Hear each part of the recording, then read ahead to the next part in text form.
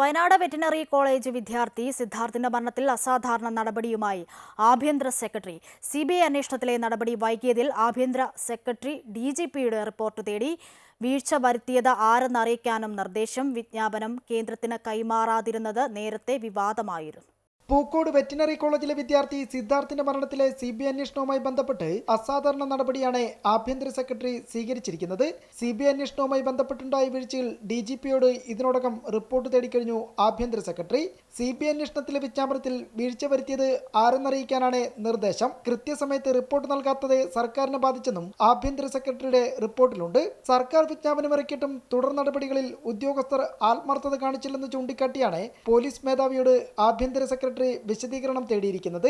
ഏറെ ചർച്ച ചെയ്ത കേസിൽ തുടർ നടപടികൾ ഡിജിപിക്കും ഓഫീസിനും അറിവുള്ളതാണെന്നിരിക്കെയാണ് ഈ വീഴ്ചയുണ്ടായതെന്നും പെർഫോമ റിപ്പോർട്ടോ രേഖകളോ ആഭ്യന്തര വകുപ്പിന് കൈമാറിയില്ലെന്നും വിമർശനമുണ്ട്.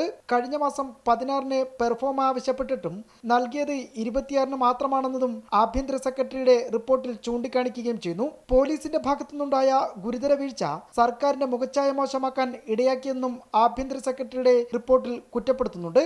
അമൃത ന്യൂസ്, തിരുവനന്തപുരം.